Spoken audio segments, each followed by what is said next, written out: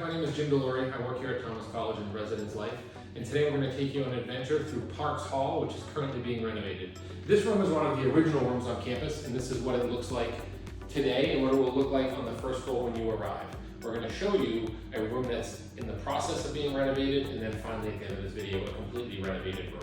All right guys, our second step of our adventure is onto the park's second floor, where you can see rooms are currently being renovated. This room does not have any of the furniture in it, but we no longer have that old board, all new paint, all new wax on the floors, and this room will be filled again with all of the appropriate furniture when you arrive in the fall.